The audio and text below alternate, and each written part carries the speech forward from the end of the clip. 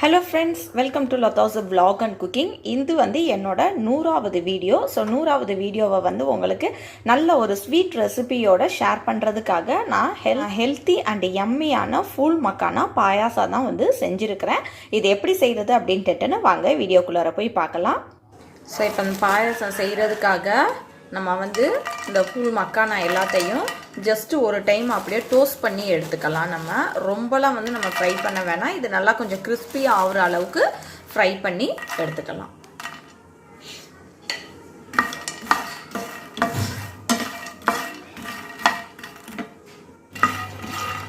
இப்போ பாருங்கள், நல்லா டோஸ்ட் பண்ணியாச்சு. ஸோ இப்போ இந்த மாதிரி உங்களுக்கு நல்லா சவுண்டு வரும் ஃப்ரை ஆகிடுச்சு அப்படின்ட்டுனா. இல்லை நம்ம எதுவும் ஊற்றிலாம் ஃப்ரை பண்ண தேவையில்லை. ஜஸ்ட்டு இதை நம்ம இப்படி எடுத்து இப்படி உடச்சா இங்கே பாருங்கள் எப்படி உடையுது அப்படின்ட்டுன்னு. ஸோ இந்த மாதிரி உடஞ்சி அப்படின்ட்டுனாலே நம்ம வந்து ஸ்டாப் பண்ணிடலாம்.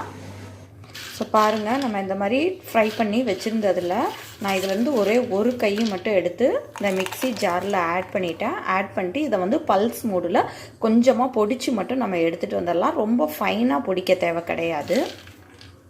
அடுத்து வந்து நான் வந்து ஒரு 1/4 லிட்டர் பால் நல்லா கொதிக்க வச்சுருக்கேன். கொதித்து இந்த மாதிரிலாம் வந்து நமக்கு அந்த ஆடையெல்லாம் அப்படியே நமக்கு திரண்டு வரணும். ஸோ அந்த அளவுக்கு நல்லா இதை வந்து நான் கொதிக்க வச்சுருக்கேன்.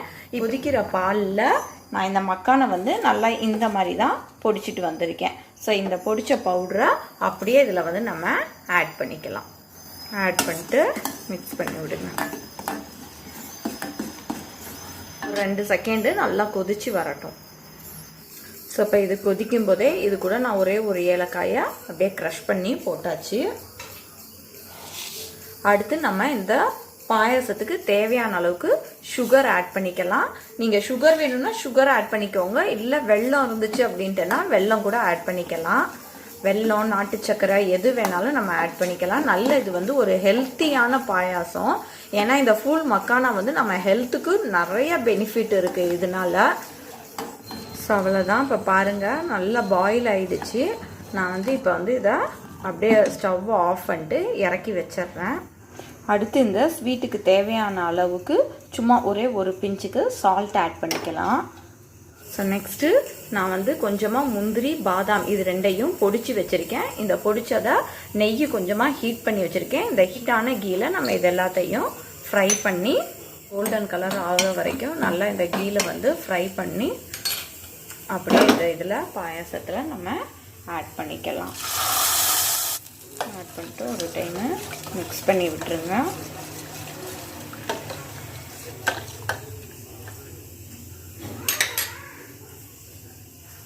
அடுத்து நான் கொஞ்சமாக வந்து மில்க் மைட் எடுத்து வச்சுருக்கேன். இந்த பாயாசத்தில் கொஞ்சமாக வந்து மில்க் மைட் ஆட் பண்ணிக்கோங்க. மில்க் மைட் ஆட் பண்ணிட்டு நல்லா ஒரு டைமு மிக்ஸ் பண்ணி விடுங்க.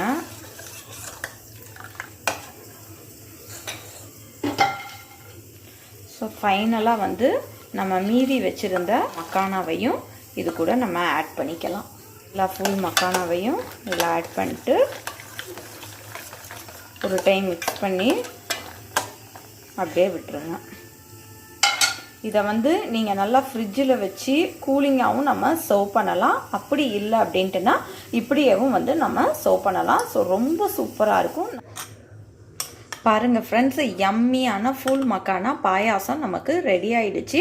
ஸோ நம்ம இதை வந்து எதுக்கு பொடிச்சு போடுறோம் அப்படின்ட்டுனா பாயாசம் வந்து நல்லா நமக்கு வந்து திக்கான கன்சிஸ்டன்சியில் வந்து வர ஆரம்பிச்சிரும். அதே மாதிரி இந்த ஃபுல் மக்கானா வந்து இதில் அப்படியே நல்லா சோக்காக ரொம்ப சூப்பராக இருக்கும். நல்ல ஒரு ஹெல்த்தியான ரெசிபி. கண்டிப்பாக எல்லாருமே ட்ரை பண்ணி பாருங்கள். ட்ரை பண்ணி பார்த்துட்டு உங்களோட கமெண்ட்ஸ் எனக்கு போஸ்ட் பண்ணுங்கள். இதே மாதிரியே நாளைக்கு வேறு ஒரு சிம்பிள் ரெசிபியோட உங்களை மீட் பண்ணுறேன். பாய்.